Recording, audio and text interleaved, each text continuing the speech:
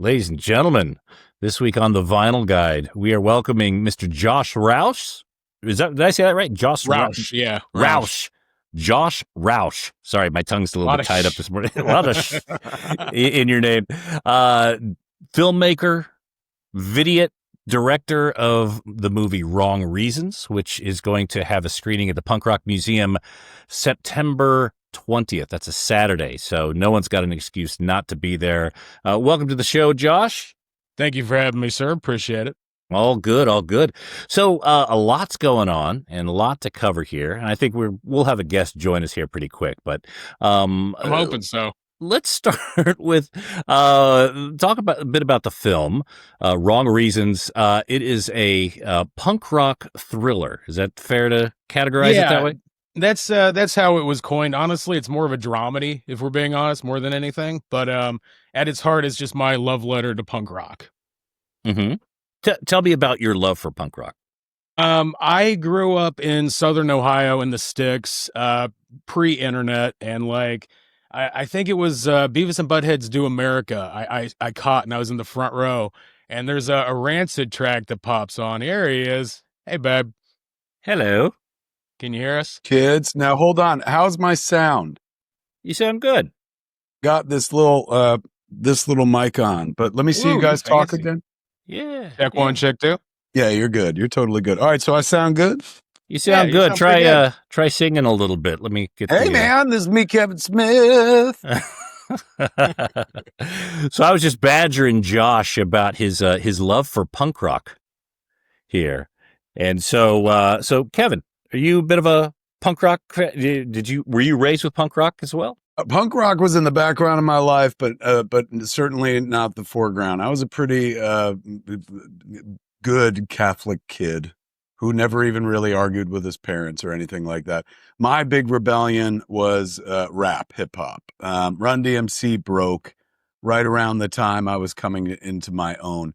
And that, oddly enough, was the music that spoke to me. And I think it had everything to do with the declaratives. Like what I loved about hip hop artists back then, and I'm sure it's still the same now, but the first crop that, introduced themselves to the mainstream, were very confident.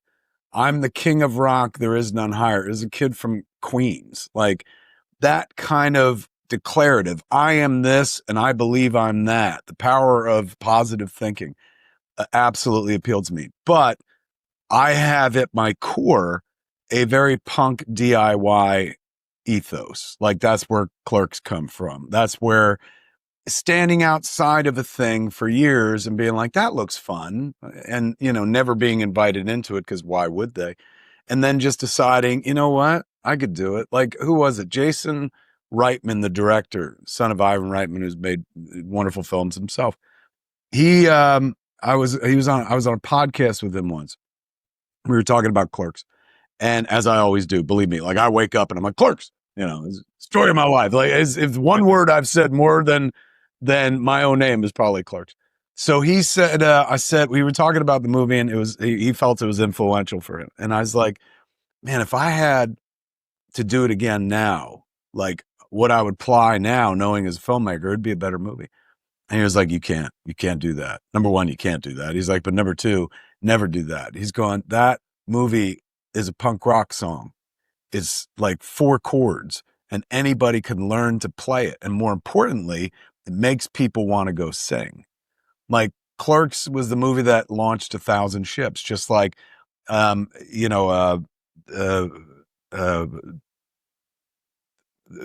Underground. The Sex Pistols launched 1,000 bands, because a bunch of people sat in the audience. They were like, that's it? There's only 3 of them. They're just doing, I'm like, I can do that. You don't even have to play necessarily quote unquote good anymore. So the DIY ethos of punk is in me, so much so that there's a local vegan place in Asbury Park called Cat's Luck Vegan. And it is run by some of the most woke motherfuckers on the planet.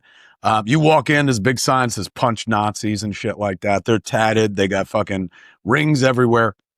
And it's very punk rock. It's a punk rock vegan bakery and stuff. So I was telling the lady who owns Behind the Counter, man, who I see periodically when I go in, I was like, this place does it for me. I have the secret fantasy life where I'm not a filmmaker, but this is what I did. Like I wound up making like this fucking bakery that like caters to a very specific audience. It's open to everybody, but by virtue of the fact of, our principles, some people don't fuck with, they stay away. And she said something that like made my heart sore. She's gone, that's because you're punk rock. And I was like, I am. She's like, well, you understand the DIY, attitude. Like, why wait for somebody? And she's like, it's hard. And we pulled together day by day, but like, it's gratifying. I would rather do this, die doing this than live working for somebody else. So while, later on in life, I did get into the Sex Pistols, Dead Kennedys, and the Ramones and bands that were punk or punk adjacent. My rebellious youth was Run DMC, Public Enemy, LL Cool J. Early hip hop, for some reason, sang to me. Yeah, I remember having a conversation with my friends at the time who were really into Metallica and Anthrax, the heavy bands, and trying to explain to them, Public Enemy is just as heavy as all of them. Absolutely. There's a reason that the Public Enemy and Anthrax were able to cross over as easily as they did. And Anthrax was another band that I absolutely adored. And here's why. Anthrax, I don't know if you would ever consider them punk or not, but Anthrax sang about shit that mattered to them. And what mattered to them wasn't the standard, like, let's party, let's drink, let's get fucked up, we're going to all die or something. They have a whole song about John Belushi. They have a whole song about Judge Dredd. You know what I'm saying? Like, and I remember hearing them long before I had a career. And that kind of steals you, like STEELS, where you're like, maybe I can do that. Maybe I can make art about things that mean something to me. They were, playing instruments, creating new art, but that art was predicated on appreciation for like another medium, another art. And that stuff went deep with me. I loved Anthrax. Not just, the choice of name is, but I've always compared my cinematic career to Anthrax. I feel like I'm the cinematic Anthrax, and many critics have told me that. Yeah. But I feel like I'm the cinematic equivalent of Anthrax. Like, have an audience big enough to like go do shows still, but I'm never going to chart. Well, they were also really authentic. Well, they still are authentic. They go for what it is they're interested in. They're interested in rap. They do rap. They're interested in thrash, whatever. They want to wear stupid pants rather than the leather and all that stuff like that. They do it. Whatever's comfortable. So they always seemed like good blokes. Josh, talk to me about kind of the formation of this movie. You start writing it. Where'd it come from? I started writing it probably, to this point, 12 years ago at a place called Cafe Vesuvio out in San Francisco. Pretty famous, like, beatnik kind of place. And like, I'd been wanting to do my first like narrative feature for a while. And I always knew it was going to be about punk rock, or punk rock was going to be a central focal point in some way. So I just came up with the concept of like, what if a fan kidnapped the singer of their favorite band, but for good intentions, essentially. And it just kind of all came out from there. Okay. What are you able to share about the plot without doing any spoilers? Essentially that, like, a punk rock singer gets kidnapped, and it's not for nefarious purposes. It's in order to clean her up. It's a really moving two-hander and an insanely accomplished first film. Like, Josh had made many documentaries before, but this was his first full feature fiction narrative. He'd made short films. This was the first time he was going to try to tell a 90-minute story. And it's compelling and emotional because it is about loving an art form so much that you'll do stupid things on its behalf. So our main character kidnaps his favorite singer because she's in a drug spiral, and he kidnaps her with the intention of cleaning her up. She has no intention of getting cleaned up herself. But he lives and breathes music, particularly punk rock. So the character is very much informed by like Josh's past, Josh's authentic experiences in the world of punk rock, sans kidnapping somebody, which I don't think he's done yet. But he knows one of them Ramones. He's been hanging out with them, and I always want to get that guy a message like, just be careful. He likes you guys a lot. For some reason, Josh has this room in his house he doesn't let anyone in. But other than that, he's truly just don't check the big orange duffel bag. Other than that, a good guy. But the movie is wonderful, man. Like, watching it play with audiences. Like the last time we saw it, what was that place in LA? That real punk rocky joint Oh, was that not video video? library What's thing? the other? Oh God, what is the name of that place? Yeah, I'll circle back to it. It was a cool place that was in like the valley, I guess, kind Yeah, of the edge of the valley. Kinda. Yeah, it was on Sunset. But it was the right venue for it, man, because we were surrounded by VHS videotapes. I remember that. And the audience was just so dialed in, particularly because this is a flick that speaks to like a fan of anything. And in our culture, we're all fans of something. You know what I'm saying? You can watch the flick and you don't necessarily go like, oh, I can interact with Wrong Reasons because I know the world of punk.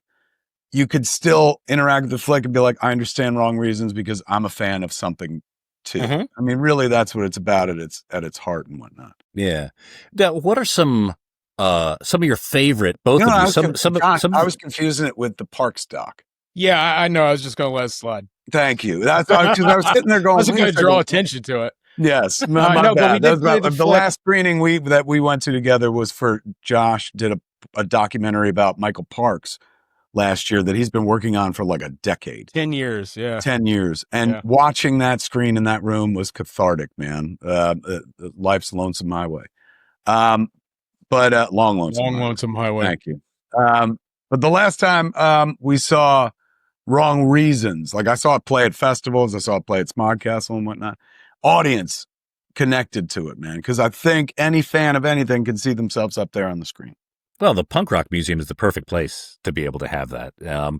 Fucking thrilling for us. Number one, huge thanks.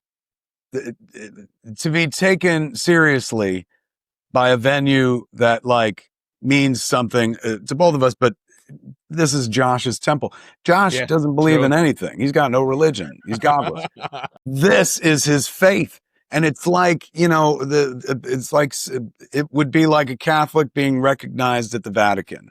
Mm-hmm. Like he's being recognized by the Punk Rock Museum, and they're, you know, punk rock is open all, but also at the same time, there's gatekeepers and whatnot. So beautiful that they saw the movie for what it is, like a paean to punk rock, and are welcoming it for a screening. Mm-hmm. Have either of you guys been to the Punk Rock Museum yet? Yeah, I've shot CJ Ramon doing a couple tours there. I shot something else there once. I think CJ played a live Joe Strummer tribute there once. Yeah, I've shot there 3 or 4 times. This will be my first. Oh, nice. Keen to hear what you which display item you gravitate towards. Josh, do you have a favorite? Lemmy's boots. Lemmy's boots are pretty rad. Yeah, that was pretty cool. The original lyrics for London Calling are sure. there. Hell yeah. Yeah. There's a original promo poster for Social Distortion's Mommy's Little Monster, and I love it because I have one at my house that's in better condition. Actually, you know what?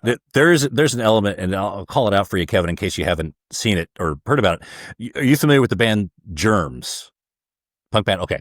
So there is a video that's only in the Punk Rock Museum of them when they were filmed doing the Cheech and Chong Up in Smoke Battle of the Bands segment. Okay. You've seen the movie, obviously, and there's a Battle of the Bands. Now, Germs were filmed as part of that, but they weren't featured in the film. And Lou Adler actually made that video available only to the Punk Rock Museum. And it's about 7 minutes of this band just disintegrating. So I think Matt Penfield just brought that up pretty not too long ago on your podcast, right? I think so, yeah. Oh, look, I tell everyone about the McDonald brothers and everything. We always just that we're fascinated. I mean, you know, I'm pretty fascinated by by Germs. So now, both of you guys, what are some music films, maybe punk rock, maybe non-punk rock, that you think you were inspired by? You really think people should watch? I'll tell you, when I was a kid, the big soundtrack movies for me, naturally, you know, we had Star Wars, Raiders of the Lost Ark, Superman, and John Williams was the sound of our childhood and stuff. But of course, I grew up when soundtrack compilations, albums, they put out albums and were essentially best ofs, right? Like a bunch of different songs, all coming from one feature. And in a world where you couldn't access a movie at home, right? You could just watch it in a movie theater. There was no home video yet. Sometimes it would take 2-3 years for a movie to get on television and stuff. A soundtrack, a record, was a way to take a piece of the movie home and interact with it. And so I always loved the ones that had little snippets of dialogue in it. Sometimes they put dialogue between tracks and whatnot. Yep.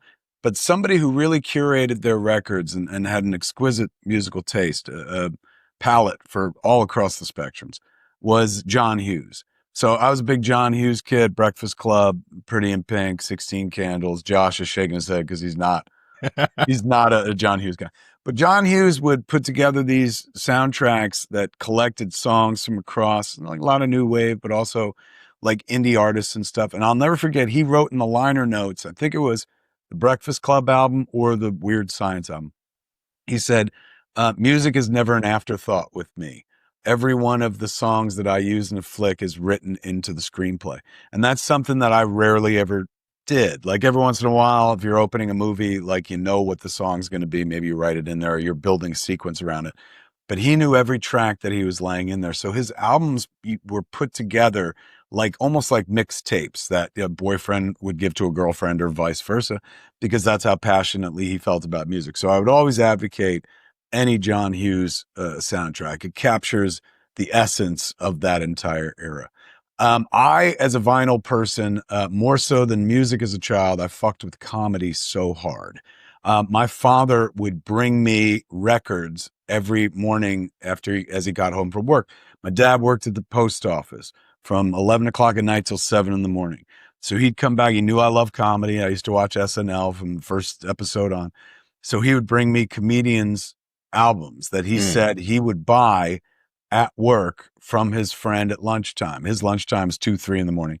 And he said his friend would open up his car trunk and he had records, and my dad would rummage through them and pick out the comedy records for me and buy them. Then he'd bring them to me and stuff.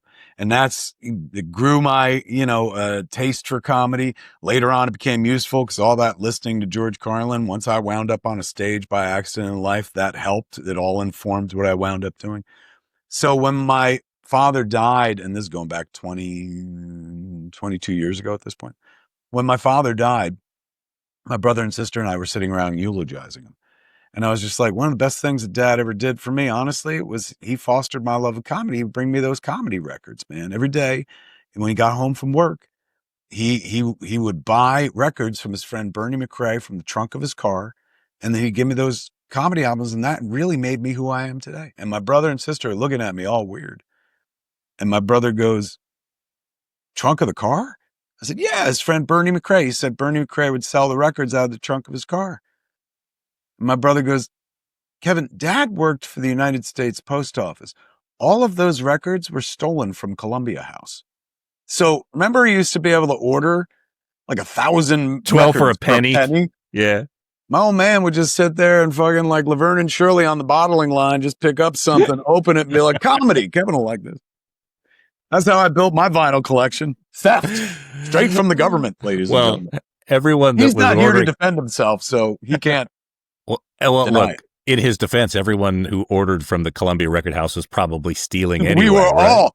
I don't know how that Ponzi scheme kept going as long as it did.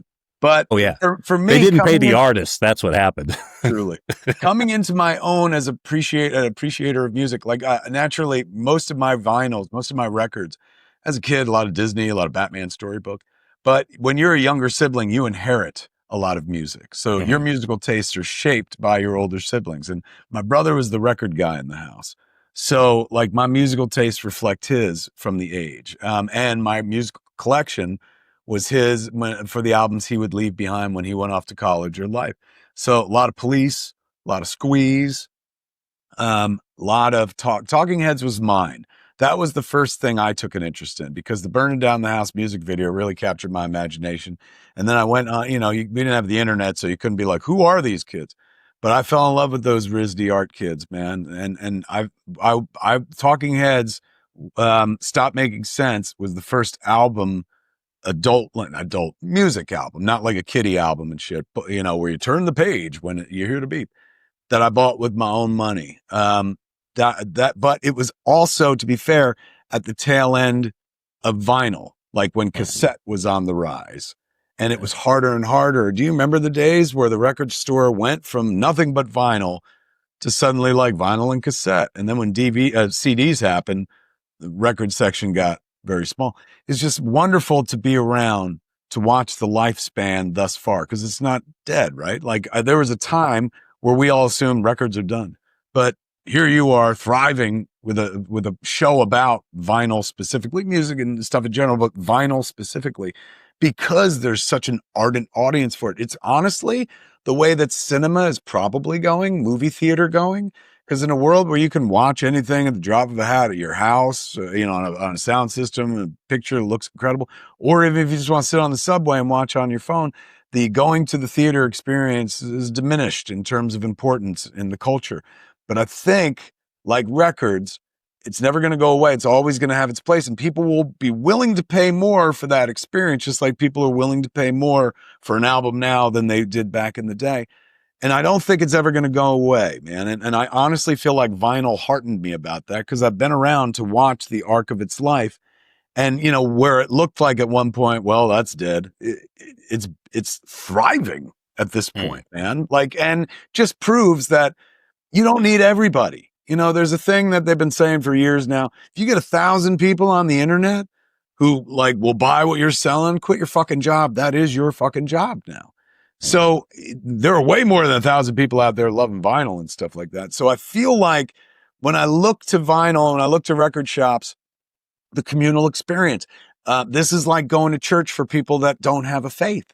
Gathering in congregation. COVID separated us and phones silo us away from everybody else. And now Amazon makes it easy to never leave your fucking house and go someplace and do your shopping. But you can't do that with a record store, man. Yeah, you can buy some shit online, but it's this. It's all about going through. It's all about hunting. It's all about going to that place. And then when you're in that place, it's about the conversations that you get into with the people who work there, the people who are buying records there. And that replicates the experience that we had as children, man. And that's what keeps going. So I hope that movie theaters, and I feel my prediction, knock wood, is it's going to be the same way. Because right now everyone's like, movie going's on the ropes. Hollywood's dead. It'll never completely go away. Just like theater at one point was the governing medium. And then once films happened, people tapered off going to theater. It just got more expensive. So I think just like records and theater, movies aren't going anywhere, but they will get more expensive based on the fact that fewer people are coming. But the record biz is what gives me heart about my other biz. Mm-hmm. You held on to laser discs till the bitter end there, bub. I held on to them. I still got them downstairs just in case. Yeah, it tends to kind of vacillate. Things go back and forth and the pendulum swings. And I think, right now we're kind of coming out of the COVID pendulum, where I think people over the coming years are going to start really, again, reflecting and wanting to have those quality experiences and those communal experiences. I clearly aligned with you in terms of music is a communal experience. Putting on a record, sharing it, talking about it. I just bought this Stooges Funhouse box set. It's like 15 records. Thing's huge. Yeah, I know. I'm trying to find a friend who will start in the morning with me with coffee. We'll listen to record one. We'll have a conversation. We'll get record two. Then we'll go to breakfast burritos. We'll go throughout the day and just relive that whole Stooges Funhouse collection. So that sounds like a podcast waiting to happen right there. I think it does. Look, either of you ever make it to Sydney, you're more than welcome to. But yeah, this thing's too heavy for me to take to LA. So when it comes to soundtracks and movie, like Wrong Reasons has quite a few big names in there. Talk to me about pulling together the music that was part of that film. Sure, yeah. Like I've worked in an event called Muzak. I don't know if you're familiar with it or not. For the last 10 years. And essentially, it's a charity that puts guitars in the hands of underprivileged youth. But every year, it's ran by a guy named Donna Carey. And in his backyard, he puts in like the biggest acts. Like Rancid's played back there. Tim Armstrong plays back there all the time. So like I shot a lot of videos. I shot Billy Bragg with Wayne Kramer back there. Like I shot like Tom Morello back there. Like it's crazy who comes to this dude's backyard. And he's a producer on The Simpsons. So when I say backyard, I mean like backyard. He's got that Simpsons money backyard. Exactly. 100%. So so I worked with Tim Armstrong a whole lot. So when it came time, I needed favors, I needed to get the soundtrack going. I hit him up first, and as soon as he said yes, and he said yes to the bare minimum amount of money, everybody else just fell in line, like one after another, like L7, Black Flag, Channel 3, a buddy of mine, William Elliott Whitmore. Like everybody, just because Tim showed that passion in it, everybody else just was immediately yes, except for one asshole that lives in France. So, yeah. There's one song you couldn't get. Not, but, Channel 3, I absolutely love and adore, and we did get a Channel 3 song. But if you look in the thanks of the movies, there's always the director wants to thank.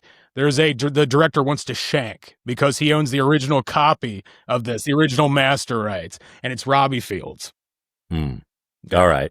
Well, thank you very much, Robbie Fields. But Black Flag, Circle Jerks, all of them. Not a how does and maybe Kevin, no circle jerks. We didn't get circle jerks. I thought you had circle jerks on the. No, we have Black Flag with Keith singing though. So very close, very close. Okay, very good. Now, was there any particular how difficult is it to be able to secure the rights to that? Were those the tracks that you had in mind? Did you? I would say that there was a few of them that we had in mind, but honestly, it was just experimentation and then reaching out and then being told yes or no, and then seeing what tracks worked in that place with the artist. And then ultimately who owned the rights? Does the band own the rights, or does an old label from I think it's Posh Boy Records, for instance, own the one from the 80s? And that was the difficult part to navigate, but we got through it. Got it. Okay. And you even had some cameos. You had Danita from L7. Yeah.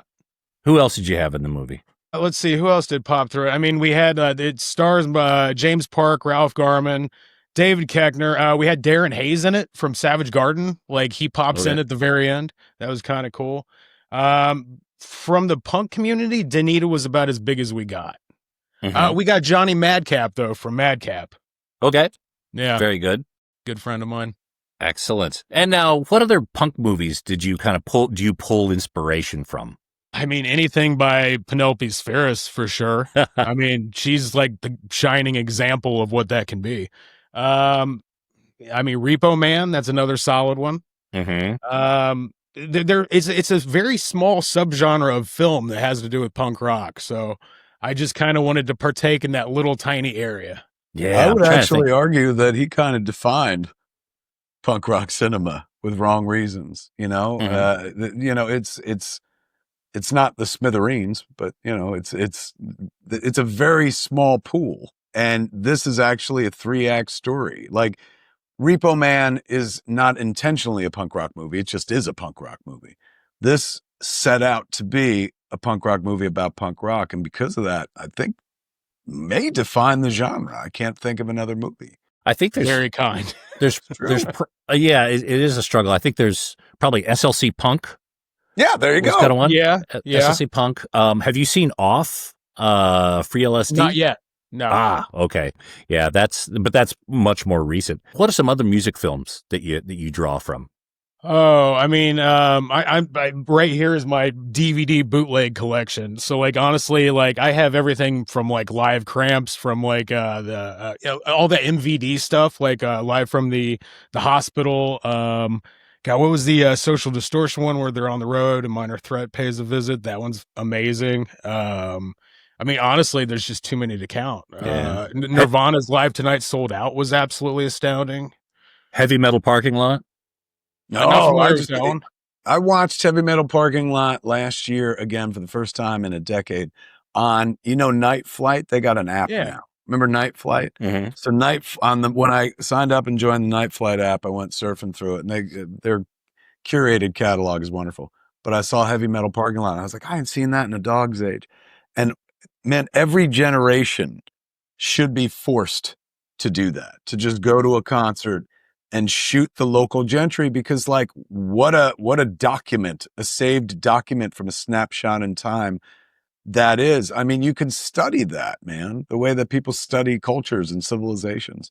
So I love that piece, man. I mean, it's tough to call it a movie, right? Because it's not quite 20 minutes, but they did a Where Are They Now? And engaging than most features, Yeah. Have you seen the Where Are They Now from Heavy No, Metal they did Parking an update. They did an update, and they went and they hunted for like Zebra Man, and they found some of these people, and it's quite funny. So that That's does turn it genius. into 90 minutes, but What yeah. year was this movie? It's totally like right over my head. So it's about it's about not even a movie, man. It's basically somebody had a VHS camera, maybe a beta, and they went to what's the concert?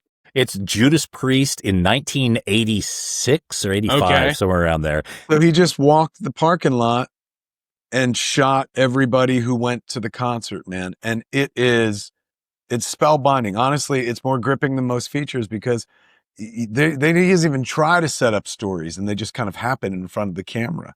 And you Okay. become invested in these characters who you're only going to spend 20, 30 seconds with. But they're so sickeningly authentic. They are so fucking real. Like, it's a generation that doesn't know how to do duck face or suck their gut in. There's no self-consciousness about them whatsoever. There's not even an awareness of, like, there's a camera. If there is an awareness of camera, it's like, hey, that fucker's got a camera. But they're not trying to play to it or anything like that, unless you get a guy like a Jason Mewes who's just like, oh, like right in the lens. So it's a fascinating snapshot of an era we'll never get back, not just because of the music, how people were dressed, but it was at a time before everybody was a fucking cinematographer. Sure. Like this one guy who's walking around with a camera, and it's so unique and special that people are like, what's that? And shit. But not unique and special enough for them to change their behavior in front of the character. So you get in front of the camera. So you get an authentic glimpse. Cinema verite style. It's beautiful. I think it was in Maryland or something. And I grew up in California, probably going to that same concert on the same tour. And believe me, everyone you see in that parking lot, you're like, I know that guy through another person. I know that person. And Josh, you'll probably see the same thing. So I'm stoked. Heavy Metal Honestly, Parking Lot. dude, when you see this movie, you're going to be like, why isn't anybody doing that as a movie? Yeah. Because it's like, you could literally, like, this is a 20-minute, like, hard to call it a doc because it's just camera footage of the thing that happened. Wall, yeah. But shooting a whole fucking movie in a parking lot, concert parking lot. I mean, I know Detroit Rock City, they're going to a Kiss concert at the end of the movie, and stuff, but just living in a parking lot, that's a good idea for a flick. Cheap. I'll send you the link. I talked to Rob Halford of Judas Priest about Heavy Metal Parking Lot. He loved it. So yeah, that's crazy. Of all the times I've seen it, that's a context I never put it into. Like, what would the band actually think? Yeah. Oh, he's a big fan of it. He's I love my fans. And yeah, I mean, he saw crowds of like that every night. So, very unique perspective.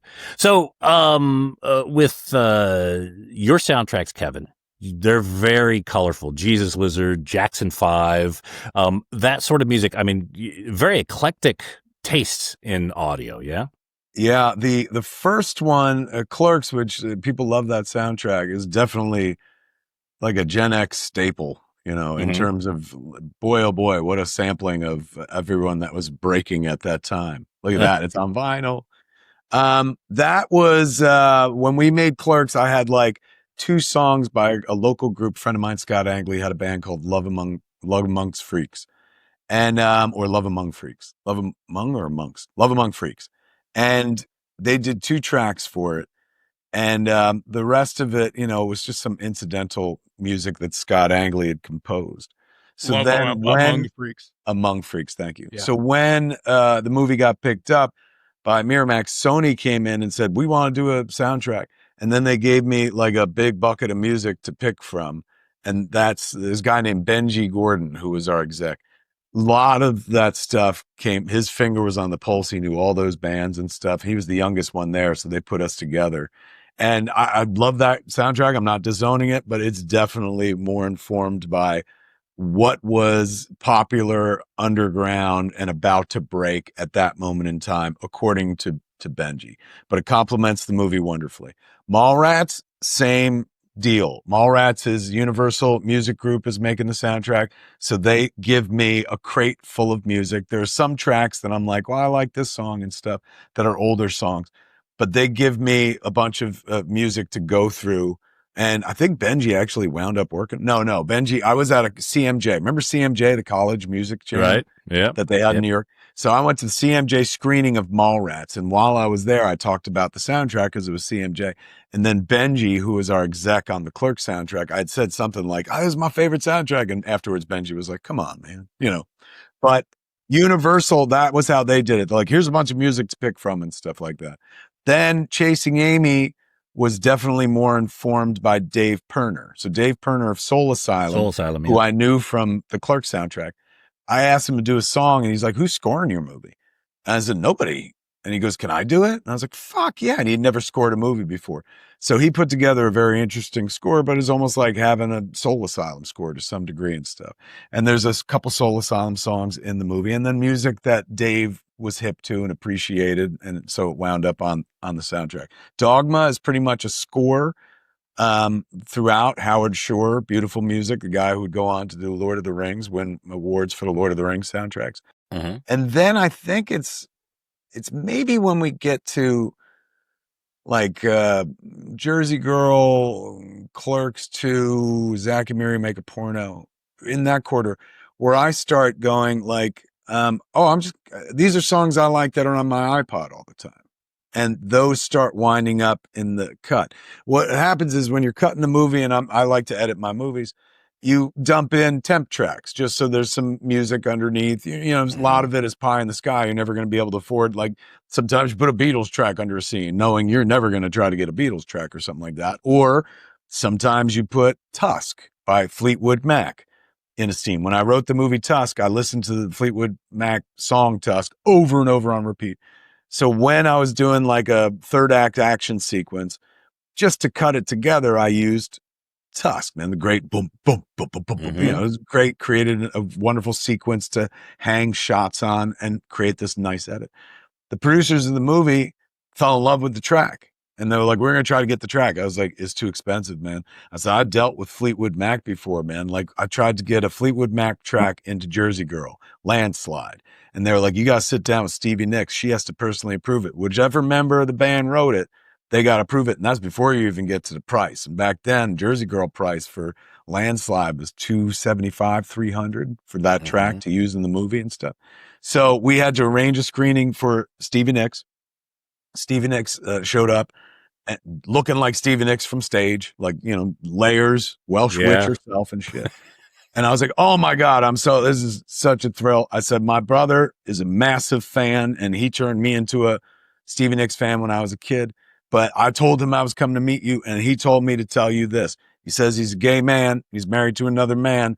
But if he was ever going to eat pussy, it would be yours. And she goes, you don't know how often I hear that.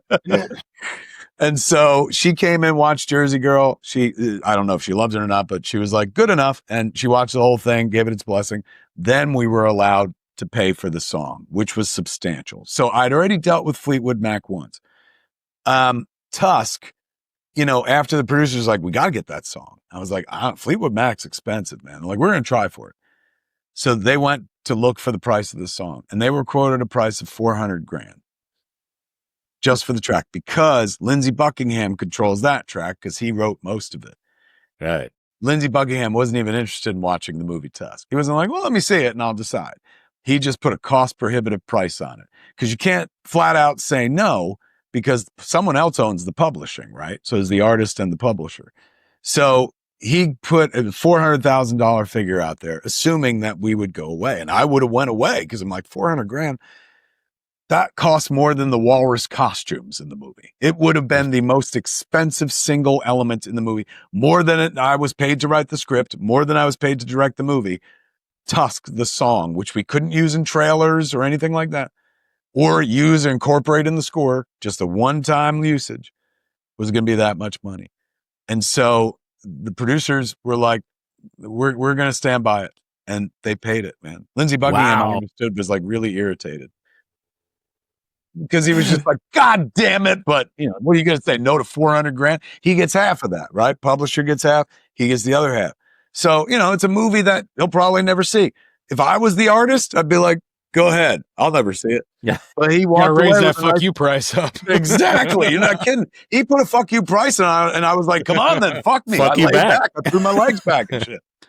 So it's an expensive process. So Josh getting the songs that he got for Wrong Reasons, I'll tell you right now, all the songs together don't cost what half of that Fleetwood Mac $1,000 fucking a song. cost. Everybody was so cool, and it was most favored nation. So like whatever we paid one, we had to pay everybody. So when Robbie Fields came and was asking for $10,000, I was like, that's more than everybody else is getting combined. I can't do that, and he wouldn't budge. So just to give a shout out to righteous artists, Clerks 3 opened with Welcome to the Black Parade by My Chemical Romance.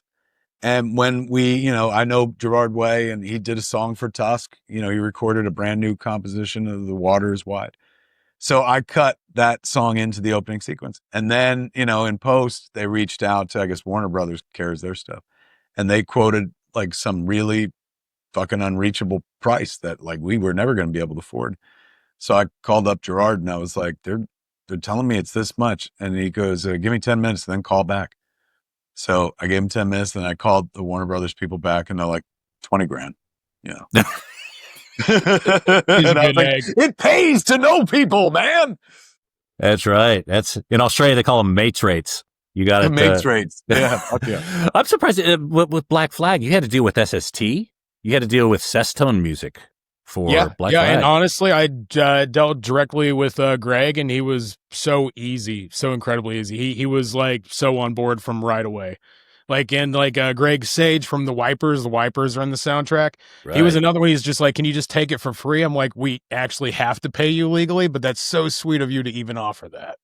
Like everybody down the line was so like Danita was another one. She's like, just take the song. I'm like, I can't, but thank you for that. Like that offer. It's so sweet. The community really turned out in a big way for it. Oh, that's phenomenal. I love the Wipers. Yeah. Now I love them even more. Oh, heard. That's fantastic. All right. So what role, this being a vinyl podcast, what role does vinyl play in each of your lives? I grew up with it, right? So it was a part of the fabric of my childhood and it has never gone away. There's never been a time in my life where I haven't owned at least a small collection of records. Like there are records that have gone with me from my childhood bedroom at 21 Jackson Street to the home I live in as an adult for the last 20 years in Los Angeles, which includes National Lampoon's Lemmings, Monty Python's Matching Tie and Handkerchief, George Carlin's Class Clown, the Strange Brew soundtrack, Bob and Doug McKenzie's Welcome to the Great White North. So certain vinyl has been with me forever. Even my collection has gone spready big and then to small, like to something like this. But they've always played a role in my life. So much so that when later in life, when records were not the fashion anymore and we were doing like live podcasting and stuff, one of the first things I wanted to do was press a record. Like I was like, let's make a record, because now, the technology was in the hands of anybody at this point. You had small record pressing companies like, we'll do like 500 for this much. So being able to press a record, like cut a podcast together and figure out how much per side and whatnot, became a goal. And we got to do it. We got to do it a couple of times. And anytime I get like a pressing of a record, if they send you a first test or something like that, this little fucking ogre scaps it up, man. I've never met a bigger press record whore, press printing whore. Look at him. Test press. There it is.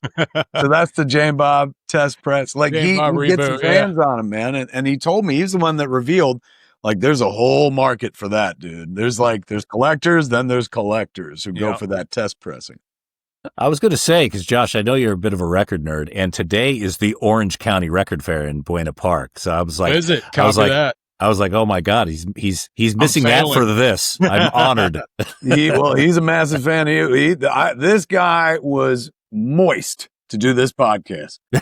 For the last week, he kept checking in, going like, "You're free, right? Don't fuck me on this. This is this is the only podcast I cannot confirm nor deny." Yes, He was very ardent and stuff. So don't let his cool punk demeanor fucking fool you, man. He's on fire inside. He's like, I will say, like in the flick, when you listen to those songs in the soundtrack, you'll hear pops and ticks.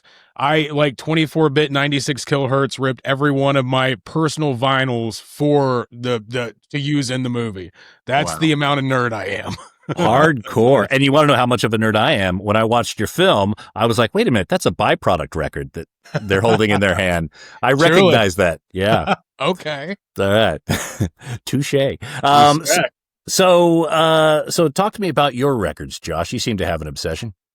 Yeah, I'm nowhere near probably you. I'm only at like 700 deep right now. I love the format. Like, honestly, like when I'm on tour, my favorite thing is to go to local stores. If I got 2 hours to kill, I pick up whatever I can. I bring it back. I'm also shopping Discogs at the same point. So when I get back, I've got a stack waiting for me at my PO box. Records are my lifeblood. And Yeah. I expand and then I try to contract. I get rid of duplicates and stuff I didn't need, but inevitably it just grows again. It brings out the poet in this dude's soul. You know how some music affects people in many different ways, and some people just like zone out and rock out and stuff like that. But it affects Josh the way it affected my dad. My old man, as previously mentioned, worked at the post office and shit, and he worked at nights. So the thing he would do on the weekend, Saturday and Sunday, is he'd go into his bedroom and shit, and he was a country and western fan. God knows why. We lived in central New Jersey. We weren't even in South Jersey, where it might have made sense because it was in the South, but he was a big country fan. So he'd be in there listening to Hank Williams Jr. and singing at the top of his fucking lungs, caterwauling along to those songs. And as a kid, I'd be like, ugh. But it took me a while. It took me into my adulthood to understand, like, that was his fucking happy place. Putting on those records and fucking singing along at the top of his lungs. He wasn't like me. He wasn't cursed with ambition, where I couldn't do something like that. I'd be like, well, how could I put this to use and make money off it by singing in public or something? My dad was just content to sit there with the music, let the music move him to the point where something emitted, something creative. Josh the same way, particularly when he was writing Wrong Reasons, man, steeped in his record collection. And the music, the movie plays like a record because of it. You can feel it, man. It's imbued with the love of somebody that spins and becomes somebody else, somebody better. Not that they're a bad person, but it's just like it brings out the fucking artist. Also, I'm a bad person. That's fine. That too. He's also not a fucking. But it's like most punks. He's like got the heart of gold. His exterior would fool some because he's got one of those spiky jackets you get at Spencer's or something like that. But he's so soft and such a softie and stuff, and literally cares about people and puts people first and stuff. Like most punk rockers you ever meet, the cover doesn't tell the story ever and stuff. Punk rock folks care more about shit than most people do. They're just that way because they fucking care too much, and sometimes you got to desensitize. There's a part of the movie where the main character talks about how important punk is to them. The speech. We call that the speech. Okay. Yeah.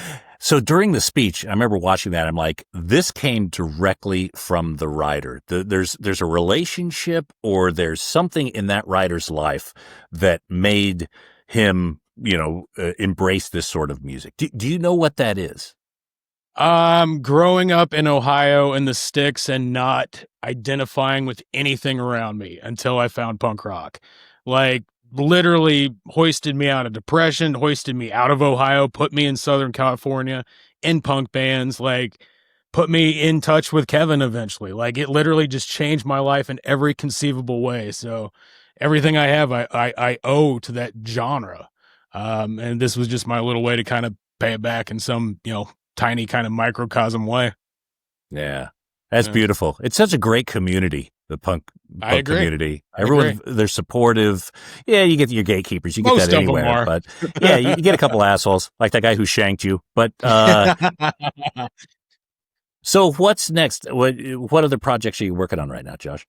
Right now, I just got off tour with Spike and the Gimme Gimmes. And I just got out of the studio, Cameron Webb's studio, with the Barstool Preachers. And I just did a mini doc on the Last Gang being in the studio. I think going forward, like, there's no money in punk rock. You got to do it because you love it. I'm doing like 20 to 30 minute little micro docs just for YouTube and whatnot, just to see what it's like to live with a band, see what it's like to be in the band, see what they're like when the cameras are on, but everybody's a little tipsy at 4 a.m. Like, I love those, like the tour docs so much, but there's no money to do like a long form. So I'm just prepared. Like, I took on the role of a stage manager on the Gimmes tour just as an excuse to have a camera there. like, so I could just do the thing that like makes me happy. So I had Spike and CJ on not long ago. I love CJ, and they talked about they talked about they filmed the quinceañera. Oh yeah, Was that that was me. Yeah, that was me. Okay. Yeah. So that project we may be able to visualize, not just hear that someday. That would be lovely. I guess there's rights issues that are way above my pay grade. But I edited the entire thing, so it exists. I can guarantee that. Was it a lot of cover songs? Is that what the rights issue was? Yeah, it's a lot of cover songs, and there's rights to do cover songs on an album, and there's rights to do music videos of cover songs, and those are substantially more, is my loose understanding. Oh, okay. But the footage is there. Right. Okay. When is the Punk Rock Museum thing? That's what's coming up. September 20th at 1 p.m. Thank you for bringing that up. And what's going to happen there? They can watch the movie, Q&A. You might have guests. So with the price of a GA ticket, you can watch the movie, and then afterwards there will be a Q&A and a signed poster with a secret silent guest. I would probably say Buster Keaton would be my guest. Yeah, the great. And then afterwards we're going to party at the bar and, just field questions and hang out with people. Excellent. Get tattoos. You can do it all at the Punk Rock Museum. Sure. It's the only museum that has a tattoo parlor ever since the Louvre shut down theirs. So I remember the Louvre one, man. Yeah. Wow, look at this Delacroix I picked up. Anyway, gentlemen, thank you very much for joining us here. I understand you got a hard out, but look, again, very pleased to have you both on. Wrong Reasons at the Punk Rock Museum. Of course, if you can't make the Punk Rock Museum, if you're in a different country somewhere else, Wrong Reasons can be seen on various streaming platforms depending on where you're at. But again, gentlemen, thank you so much for coming on the show. Absolute honor. Thank you for having me. And if you can't find it streaming, just torrent it. Just steal the damn thing. I'm fine with it. You're cool. It's very punk.